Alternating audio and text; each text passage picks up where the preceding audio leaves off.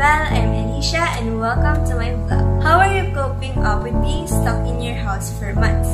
May suggestion ako. You can take this time to reflect on your life and set your goals for the future. Kapag normal na ang lahat. Aminin, minsan hindi natin alam kung ano ba talaga yung gagawin natin sa buhay natin. Minsan, nagko-contradict yung passion mo, yung kailangan ng pamilya mo, pati na rin yung gusto ng mga magulang mo. And that's normal. I had been there and now I'm on the process of setting my mind on what. In this video, I'll tell you and give you some insights on what is STEM. 3, 2, 1, take off!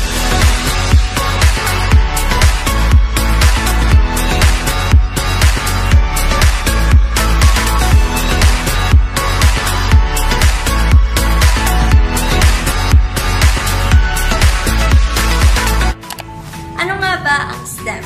Not this STEM, but the STEM that stands for Science, Technology, Engineering, and Mathematics.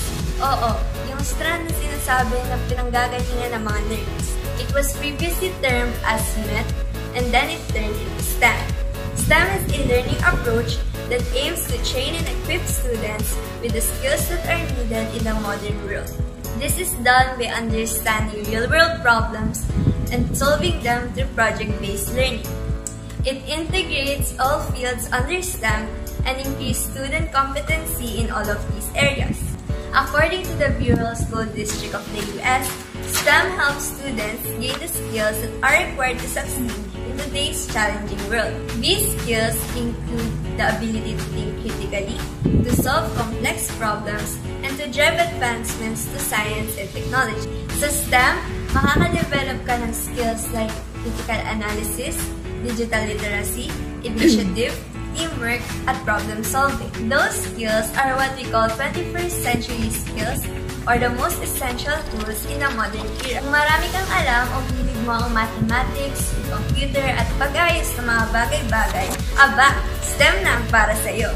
Bakit nga ba kailangan ng mundo ang STEM? Well, most of today's jobs demand STEM skills, especially since the rise of advanced technology and more complex problems in workplaces. In the recent years, you can see that a lot of things around us are backed by STEM. Napuno ang phone mo, naglag at naayos mo agad, that is a STEM skill. Even your phone itself is backed by STEM, made with the skills of the engineers. Thus, we need to acquire those skills because our generation, are the driving force for the greater development of our world. Malay mo, ikaw na ang susunod na bayani na makaka-discover ng bakuna para sa isang di kilalang sakit sa future. You might even be able to save the world with STEM. Sa tingin mo, imposible ba? Mahirap nga ba ang STEM? Well, most people say it is, and I agree.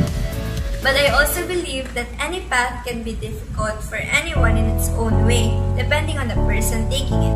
In the case of STEM, it can be difficult because it deals with advanced math and science. And it also trains the learners to explore, innovate, and solve the problems of the world by themselves using the STEM skills. STEM has subjects that specializes in research, robotics, information communication technology, physics, chemistry, biology, calculus, statistics, and many more. With STEM, there are a lot of career paths that are waiting for you to pursue. Pwede ka maging doktor, maging engineer, maging architect, at pwede ka rin maging scientist.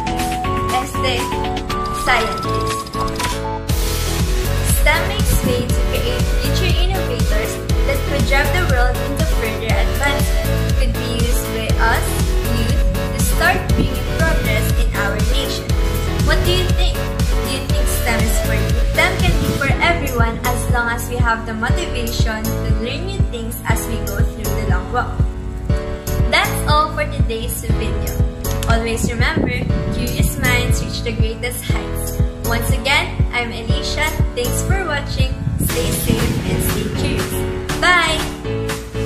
3, 2, 1,